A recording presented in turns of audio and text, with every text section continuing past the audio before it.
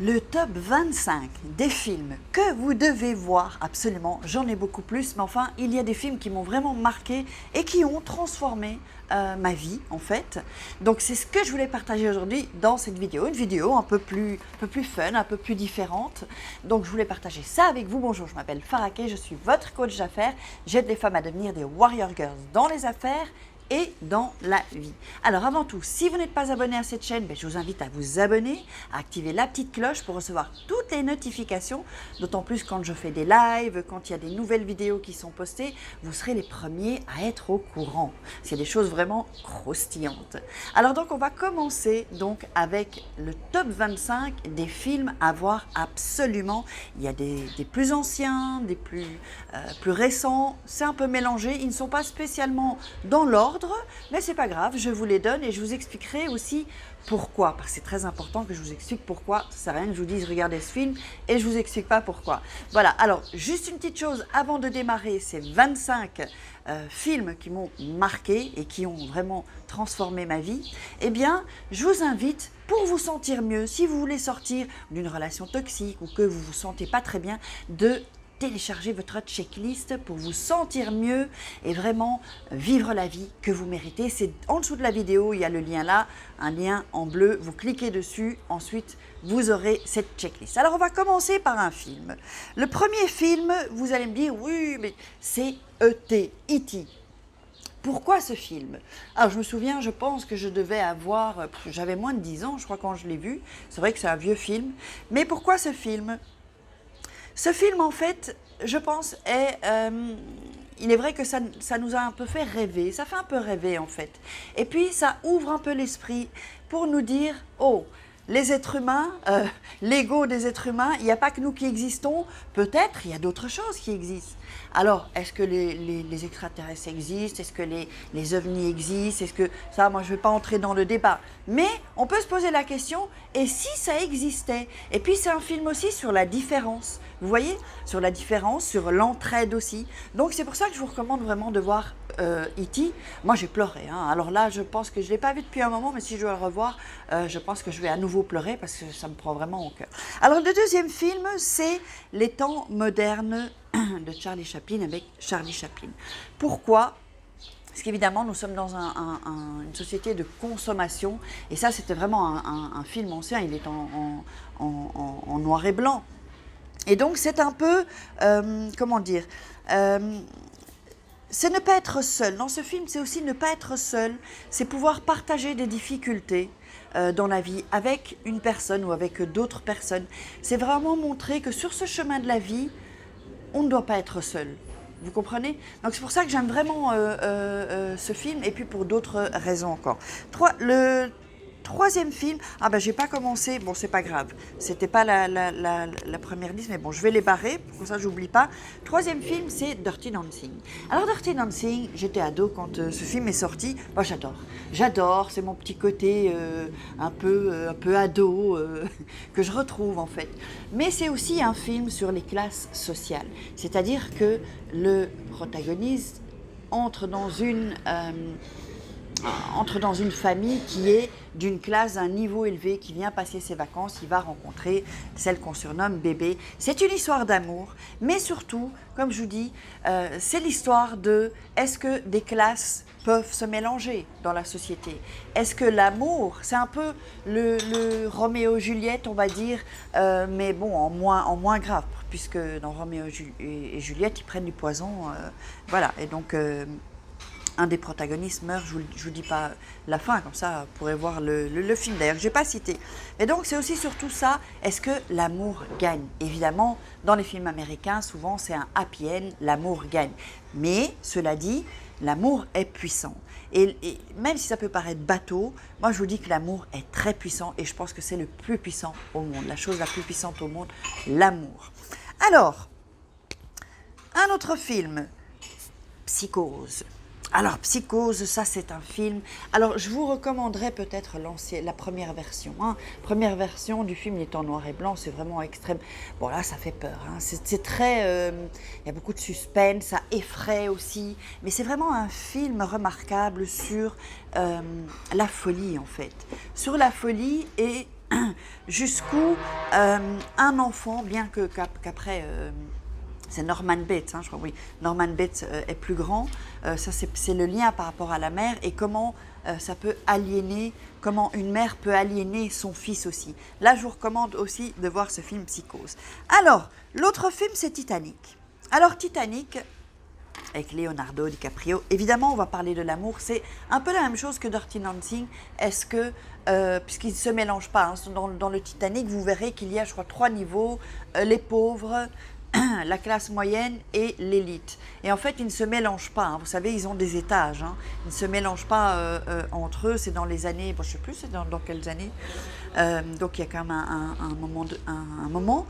Mais pour dire que quand même, c'est toujours un peu d'actualité que les classes sociales ne se mélangent pas trop. Mais il y a une histoire d'amour et donc la protagoniste, donc cette femme qui tombe amoureuse de Léo DiCaprio, va créer la polémique puisqu'elle va laisser quelqu'un qu'elle devait épouser, un homme qu'on lui a imposé en fait d'épouser pour cet homme qui est pauvre en fait, qui est pauvre et mais qui lui voue un amour et on va le voir donc à la fin. Bon, j'imagine que vous connaissez un peu la fin, mais enfin, on va pas tout expliquer quand même pour pas vous spoiler. Et donc, il va lui montrer jusqu'où son amour peut aller. Et c'est ça que je trouve vraiment intéressant. Et oui, il y a quelques petites larmes aussi avec ce film. Alors, nous avons aussi Forrest Gump. Ça, j'ai bien aimé aussi ce film avec Tom Hanks. Parce que Forrest Gump, c'est aussi sur la différence, mais c'est un film surtout sur la persévérance. La persévérance, c'est le maître du succès en fait. Si vous persévérez, vous allez atteindre vos objectifs. Évidemment, il ne faut pas qu'une seule chose pour atteindre ses objectifs ou pour réaliser ses rêves. Mais la première des choses, la première qualité, c'est ce que j'enseigne dans les coachings, c'est la persévérance. Quand vous avez de la persévérance, plus rien ne peut vous arrêter. Et souvent, on a des échecs, mais il ne faut pas abandonner. Ce sont ceux qui abandonnent qui ne réussissent pas. Donc, quand on continue et on reprend, c'est comme quand on tombe d'un cheval, il faut remonter en selle directement. Voilà, c'est un peu ça qu'explique ce film Forrest Gump. Alors, nous avons aussi le film. Alors ça, c'est vrai que c'est vraiment un film. Je l'ai vu plusieurs fois. Magnolia. Magnolia avec Tom Cruise, c'est un film mais extraordinaire. Extraordinaire parce qu'il parle... Bon, d'abord, il parle du pardon. C'est un film choral, hein, c'est-à-dire que plusieurs personnages, on voit la vie de plusieurs personnages, 8 je crois, et tous sont liés en fait. Et ça, c'est un film aussi sur qu'est-ce qu'on peut pardonner dans la vie aux gens. C'est un film aussi sur le hasard. Est-ce que le hasard existe ou il n'existe pas? Est-ce que c'est le destin ou c'est pas le destin? Est-ce que le destin existe ou nous créons notre destin? Ou notre destin nous est imposé? Voilà, ça après on va pas entrer dans le débat, ce sera peut-être pour une autre vidéo. Moi j'ai mon idée, oups, je vous laisse réfléchir à la vôtre. Et donc dans ce film, c'est vraiment... comme toutes les histoires se relient, si vous voulez, ils ont tous des liens entre eux. C'est vraiment... il y a la rédemption aussi, le pardon, et il y a aussi le poids surtout de la culpabilité. Ça, c'est vraiment, on retrouve vraiment dans le film toutes les conséquences du poids de la culpabilité en fait. Voilà, ce sont les axes que reprend le film. Alors, nous avons aussi, évidemment, ça je ne pouvais pas passer outre, la série Le Parrain. Alors le Parrain, c'est, moi ce que j'adore, d'abord c'est Scorsese aussi. Le Parrain, évidemment avec les séries du Parrain, c'est vraiment quelqu'un qui part de zéro et puis qui construit un empire. Alors vous allez me dire, c'est vrai, ça parle de drogue, ça parle de... Mais n'empêche que dans les derniers, le dernier film des Parrains de la série, il va essayer quand même de blanchir cet argent et de faire quelque chose de bien. Il essaie quand même de devenir quelqu'un de bien. Alors c'est un film aussi sur la rédemption, évidemment. Et sur la richesse, sur comment construire un empire. Donc c'est vraiment un super... Alors, j'ai regardé aussi dernièrement Bohemian Rhapsody. C'est c'est la vie de Freddie Mercury du groupe Queen. Alors moi, j'ignorais complètement. J'aimais pas spécialement beaucoup sa musique, quelques titres. C'est vrai que le personnage m'interpellait. Mais quand on voit vraiment ce qu'il a vécu dans sa vie, là, vraiment, chapeau. Je dis chapeau. C'est aussi un film sur la différence, sur l'homosexualité aussi. C'est un film sur l'amour aussi. Et sur la persévérance aussi. Il faut vraiment que vous regardiez comment jusqu'au bout, il s'est battu. Ça, c'est vraiment extraordinaire. Et il est vraiment touchant, en fait, ce personnage. Hein. C'est vraiment, bon, même si peut-être il y a des choses qui sont romancées, mais c'est vraiment, là, on voit vraiment la vie d'une grande star, en fait. Une grande star qui, même s'il est mort encore après des années, vend encore des albums. C'est devenu une icône, quoi, en fait. Alors, nous avons aussi la liste de Schindler. D'ailleurs, c'est un film en noir et blanc. Il n'est pas si ancien que ça, mais il a été tourné en noir et blanc. Donc là, c'est...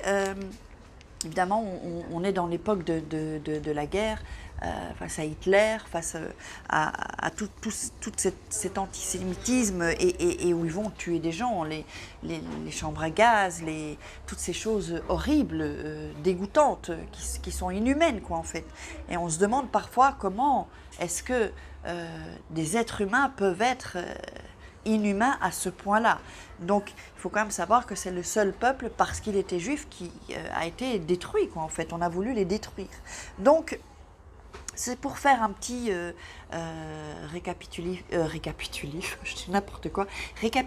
récapitulatif, pardon, sur quand même, ne répétons pas ce qui s'est passé dans le passé. Et il faut savoir, il faut qu'on sache que ça a existé, il ne faut pas qu'on oublie, et pour ne pas, évidemment, répéter ces choses-là, pour que plus jamais ça se passe. C'est horrible. Donc, c'est aussi un film sur le bien et le mal. C'est aussi un film sur quand la majorité des gens pensent quelque chose ou sont influencés, comme il était donc par Hitler, et on fait des choses complètement dégoûtantes, inhumaines, comment la majorité va suivre, donc ce sont les moutons, quoi, en fait. Alors, c'est un film vraiment qui explique que c'est pas parce que la plupart des gens suivent quelqu'un qu'ils ont raison. On peut ne pas vouloir suivre la majorité des personnes et avoir raison, en fait, et que les autres aient tort. C'est vraiment un film sur ça aussi. Je pense que ça relève de ça. Alors, nous avons aussi Fight Club. Là, j'ai kiffé ce film, j'adore. C'est assez violent, hein. C'est assez violent comme film. Donc, Fight Club, c'est vraiment aussi un film sur le monde de la société actuelle, le monde de consommation, sur la différence aussi. C'est vraiment, je vous en dis pas plus, mais vraiment regardez ce film donc avec... zut, j'ai oublié son prénom. Il y a Edward Norton, c'est formidable ce film-là. Alors, il y a aussi Shining avec Jack Nicholson. D'ailleurs, vous verrez sur des vidéos, j'ai mis la photo en vignette là, de Jack Nicholson, Shining, quoi. Shining, j'ai bien aimé, c'est très suspense, tout ça. C'est comment un homme, c'est un écrivain, hein, qui va ensuite, il doit s'occuper d'un grand hôtel, en fait, et il se retrouve là, hors saison, isolé, avec sa femme et son fils, et comment il va sombrer dans la folie. Ça fait vraiment flipper, ce film. Hein. Donc, c'est vraiment un film, c'est assez, c'est Kubrick, hein, c'est assez... déstabilisant quand même, déstabilisant et voilà, ça provoque quand même des émotions et des sensations. Donc, alors, nous avons aussi Eyes Wide Shut. Eyes Wide Shut, c'est avec Tom Cruise. C'est un film assez intéressant. Il faut le voir plusieurs fois pour comprendre un peu, mais ça parle encore de l'élite aussi. Hein. Vous allez voir ce qui se passe dans des groupes secrets, dans l'élite. Et puis il y a aussi une histoire d'amour. Jusqu'où peut aller cette histoire d'amour? Comment ils peuvent se détruire aussi. Et donc c'est un peu, on parle quand même beaucoup des sociétés secrètes en fait dans ce film. Et je pense que ça, même pour ouvrir l'esprit, ça peut être vraiment intéressant. Derrière un autre film dont je vais parler ensuite par rapport à ça, aux sociétés secrètes. Alors il y a aussi Matrix. Alors Matrix évidemment,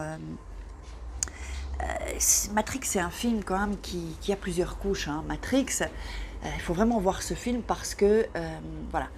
il y a la matrice, c'est-à-dire la société, et qu'est-ce qui se passe quand on veut sortir de la société, bien on puisse pouvoir vivre avec cette société, donc mettre un pied dedans et avoir peut-être un pied en dehors, ou est-ce qu'on est vraiment attiré, attrapé par ce monde de société où on ne peut plus penser par nous-mêmes. Alors, pouvons-nous encore penser juste par nous-mêmes? C'est ce que je transmets en coaching, penser par soi-même, ne pas écouter les autres. Ça dépend de qui on écoute, évidemment. Donc ça, c'est vraiment un film, Matrix, où, évidemment, c'est un film de science-fiction, mais il est vachement intéressant quand on creuse un peu. Il faut le voir aussi, évidemment, plusieurs fois. Il faut toujours voir des films plusieurs fois, hein, sauf des films comme ça pour un peu se changer les idées. Alors, il y a Pretty Woman aussi, j'adore, je suis une femme, hein, vous savez. Donc, ça, c'est évidemment un film sur l'amour, quelles sont les barrières de l'amour. Comme vous savez, c'est une escort girl qui va tomber amoureuse d'un homme très très riche, Edouard. Alors, est-ce que cet homme va dépasser les barrières aussi, puisqu'elle est escort girl, donc prostituée? Tout ça, c'est assez... donc, quand deux personnes de milieux complètement différents... là, en l'occurrence, c'est au niveau de la société, des castes sociales, mais ça peut être aussi d'une autre culture, d'une autre religion, d'un autre pays. Qu'est-ce que fait l'amour? Et puis l'amour gagne, évidemment, puisque c'est un happy end aussi. Et qu'est-ce qui se passe aussi? C'est l'ascension d'une escort girl qui va passer à un autre niveau de la société, à un autre niveau qui va passer dans l'élite. Ensuite, bon... le film ne raconte pas tout, mais on s'imagine la suite, en fait. Alors, qu'est-ce que nous avons encore? Oui, voilà. Alors, le film dont je vous parlais, par rapport à Eyes Wide Shut pour les sociétés secrètes, c'est Raison d'État. Hein. Raison d'État, c'est un film vraiment super top. Pourquoi? Parce que ça explique la naissance de la CIA. Comment la naissance de la CIA s'est construite par des gens d'une société secrète qui s'appelle les Skull and Bones. C'est le crâne et les os, quelque chose comme ça.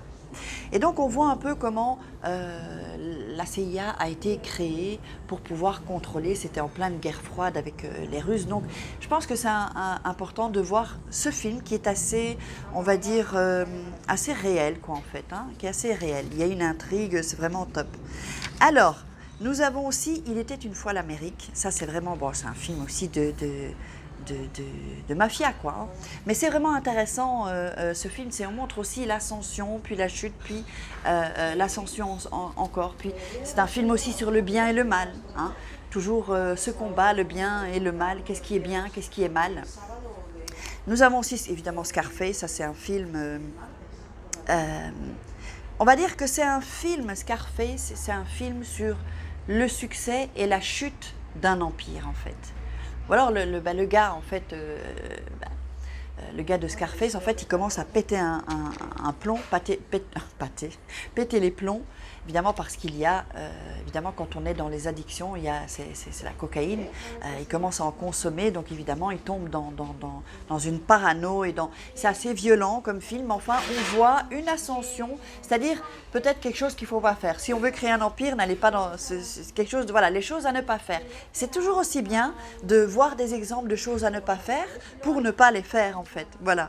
Alors, nous avons aussi American History X, ça c'est un film assez intéressant, c'est avec Edward Norton si je me souviens bien, c'est pas mal, c'est un film sur, à l'époque, le Ku Klux Klan, sur les extrémistes, les nazis quoi en fait, hein, les nazis, et c'est un film aussi sur... le repentir, donc ce sont deux frères, un qui est nazi, puis le petit frère va suivre, mais en fait ils vont se poser des questions, l'un va se poser des questions, je ne vais pas vous raconter tout le film, allez voir ce film, il est vraiment, vraiment bien parce qu'il y a à un moment donné la rédemption. Alors, il y a aussi Taxi Driver qui est un film avec... De Niro, hein. C'est vraiment là aussi où vous constaterez que les gens qui pètent les plombs, ça m'intéresse vachement. C'est un film aussi un peu quand même aussi violent, où on va un peu voir que le fait de s'isoler, le fait de commencer à faire des obsessions, le fait de s'isoler, quand on s'isole des gens, du monde en fait, on se perd en fait, et on n'est plus connecté à soi-même. Et donc, voilà jusqu'où ça peut aller, jusqu'où la folie aussi peut aller, jusqu'où surtout l'obsession peut aller. Voilà, alors Vol au-dessus d'un nid de coucou, ça c'est assez c'est top. C'est avec Jack Nicholson aussi, oui. C'est un film ancien aussi, mais il est vraiment, c'est un des classiques. Il est vraiment hyper intéressant parce que on va se poser la question. Donc c'est un gars qui se fait interner parce que il a été, je sais pas, il a fait une connerie et donc c'est la prison où il se fait interner dans un hôpital psychiatrique où là il va remuer un peu tout, il va un peu foutre le bordel, il va taper dans la fourmilière et on va se demander est-ce qu'il est fou ou est-ce qu'il n'est pas fou. Mais il va en tout cas, là où il passe, il va vraiment transformer quand même la vie des gens. Donc c'est aussi un film sur l'autorité. Est-ce que parce que c'est l'autorité, on doit être à genoux devant l'autorité? En ce qui concerne la justice, les juges, c'est aussi un film qui montre comment le peuple, comment les gens comme nous peuvent être soumis en fait à l'autorité, soumis dans la société. Je pense que ce film, il est vraiment, parce qu'il se rebelle, c'est vraiment extraordinaire. Donc je vous conseille vraiment de voir ce film pour ces raisons-là.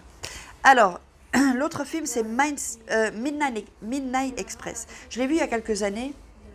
C'est vraiment un film très dur. Donc là encore, c'est un homme qui est emprisonné en Turquie parce qu'on l'accuse d'avoir passé de la drogue. Donc ça, c'est vraiment un film très très dur où on voit les tortures qui sont faites dans des prisons de Turquie. Je ne sais plus si c'est une histoire vraie, mais enfin bon, certainement, puisque c'est arrivé. Certainement ça. Et donc, c'est un film sur, évidemment, la souffrance et sur aussi qu'est-ce que l'être humain peut supporter en termes de souffrance. Jusqu'où ça peut aller. Et jusqu'où peuvent aller les bourreaux aussi. Vous voyez, je vous explique souvent dans les vidéos le triangle de Cartman. Hein. Sauveur, victime, bourreau. Donc jusqu'où peut aller un bourreau aussi face à sa victime. Ça, c'est vraiment très effrayant. Alors, il y a un autre film qui s'appelle Donnie Darko. Alors là, j'ai adoré ce film. J'ai adoré ce film. Il est spécial. Hein. Donnie Darko, c'est un jeune homme donc qui, bon, il est un peu, comment est-ce que je pourrais dire? J'aime pas trop mettre des étiquettes, mais enfin, on va dire qu'il pense d'une manière différente et qui s'interroge sur le temps. Est-ce que le temps existe? Qu'est-ce qui se passe? Est-ce qu'il y a d'autres dimensions dans ce monde? Est-ce que vraiment ça ouvre l'esprit? C'est assez. On reste à la fin du film, on reste quand même assez. On se pose des questions. Hein, c'est pour ça qu'il faut le revoir aussi plusieurs fois et se faire sa propre opinion. Mais c'est vraiment un film. Vraiment c'est un ovni ce film et je vous conseille vraiment de le regarder. Je vous laisse le découvrir. Alors l'autre film c'est True Romance. De Tarantino. Là, j'ai adoré. C'est une histoire d'amour qui se mêle à une histoire de drogue aussi, d'argent. Et là, ce que j'ai aimé dans ce film, c'est... bon, évidemment, faut pas aller jusque-là quand on aime, mais ce qu'on voit, l'histoire d'amour qu'il y a entre cet homme et cette femme, et d'ailleurs, c'est une escort girl aussi. Lui, il travaille dans un magasin, il loue des cassettes vidéo à l'époque, voilà. Et jusqu'où l'amour peut mener un couple, en fait. C'est un peu Bonnie and Clyde, si on veut, mais en plus, comment dire, en plus contemporain, si on veut. C'est vraiment un film, vraiment, mais hyper intéressant. Il est vraiment magnifique, même s'il peut être violent, parce que les films de Tarantino sont violents, mais bon, c'est vraiment un très, très, très bon film. Alors, on va voir si je n'ai pas perdu ma liste. Est-ce que je les ai tous... voilà, je les ai tous donnés en fait. Hein. Voilà donc les 25 films que je vous recommande de voir. Écoutez, si vous avez apprécié, partagez cette vidéo pour vos amis, partagez sur les réseaux sociaux, mettez-moi des likes si vous avez apprécié, puis mettez-moi les films que vous avez peut-être vus, vos commentaires, posez-moi des questions si vous voulez. Je ne vous dirai pas tout sur les films, évidemment, sinon ça casse la surprise en fait. Voilà. Et donc, moi je vous retrouve avec une autre vidéo. Je vous embrasse, passez à l'action, ne vous laissez pas faire et réfléchissez, puis allez voir ces films, ils sont vraiment spectaculaires. Je vous embrasse, ciao.